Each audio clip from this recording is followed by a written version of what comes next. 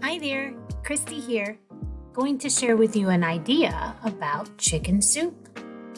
Perhaps you like to eat chicken soup. It's really good for cold remedies at home, helps you feel better, but it's also good for the soul. What am I talking about? Chicken soup for the soul, of course. This is an idiom, and in English, we use it to talk about which not only helps you heal mentally, but also emotionally.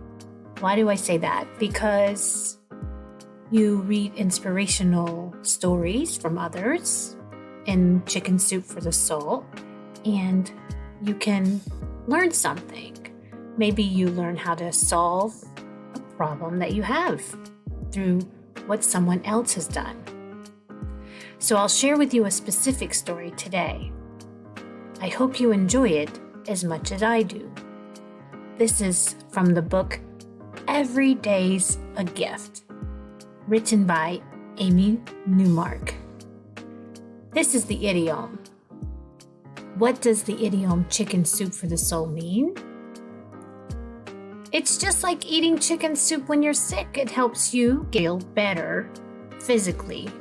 Your body is sick, you eat some chicken soup, then you get to feel better. It's a home remedy. But chicken soup for the soul helps you cure your soul.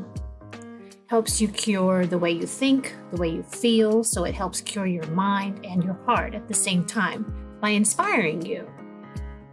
When I read a story, personally, I get to feel better. Maybe I see something that I didn't think of before, and then I use it in my own life, or just change the way I'm thinking. This first story, I love Fridays and I'm not alone. Most people associate the last day of the work week with feelings of relief, relaxation, and anticipation of good times to come in the weekend ahead. You know, there has to be something special about a day when the feeling of celebration that accompanies its arrival is even commemorated in the name of a restaurant chain. And so I, too, celebrate Fridays. After dropping my son off at school, I head to Starbucks to pick up a coffee treat of one type or another. Then, instead of driving straight home, I generally take a long route through the most scenic roads I can find, which usually includes my favorite corner of the local state park. On and on throughout the day, I find myself smiling and happy for no other reason than that the day's name starts with an F rather than a M, T, or W. M for Monday, T for Tuesday.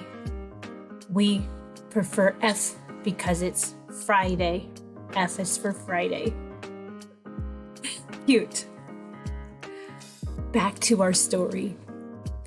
When I pick my son up again hours into the afternoon, we high-five physically and vocally, our chorus of Friday resonating at least as loudly as our hand slap. Then we point out to each other the signs of beginning celebration in the college town we drive through. We see footballs being passed on fraternity lawns, hamburgers being thrown on grills, people parked on front porch swings, and parties everywhere swinging into action. Sometimes it seems as if the whole world is celebrating Friday. The other day, I emerged from a doctor's office happy over a positive prognosis in a health situation I was concerned about. My good mood was amplified by signs of spring that were bursting all around me.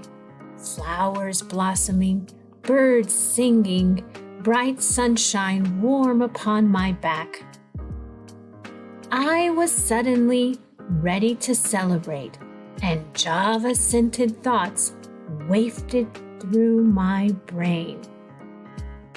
Java? What's Java? Java is coffee. So if you're like me and you like coffee, Java-scented thoughts wafted through your brain too. That's when you think about having a cup of coffee. Again to the story.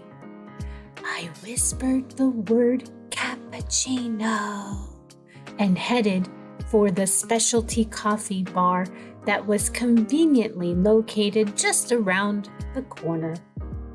My mind rebelled. What are you doing?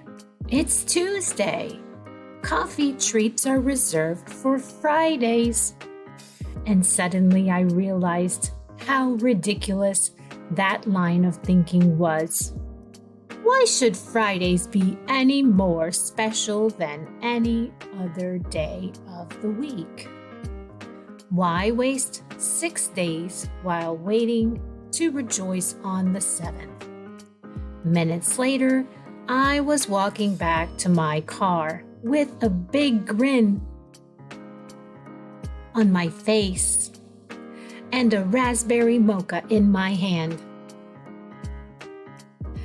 A small victory, to be sure, but it's also an accurate example of how many of us live our lives.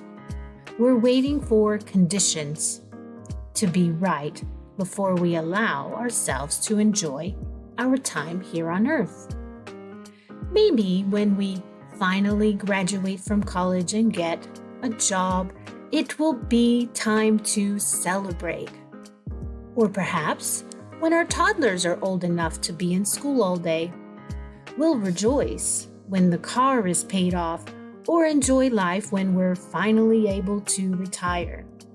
And in that waiting, we waste so much of the life that God has given us and the happiness that can be found in our todays. What if we moved a little of that Friday feeling into our rainy day Mondays, our gloomy Tuesdays, and our mid-week Wednesdays? Surely our lives would be much happier as a result. It's interesting to note that TGI Fridays isn't open for business on just the last day of the work week. No, they celebrate all week long and into the weekend. So should we. This story is from Elaine L. Bridge. Like I said before, hopefully it has inspired you. Maybe you're like me. Maybe you were waiting for something specific to happen to be happy. Don't do it. Be happy now. Why wait? Enjoy the journey more. Because, as we know, once you've reached each milestone, there's yet another that comes.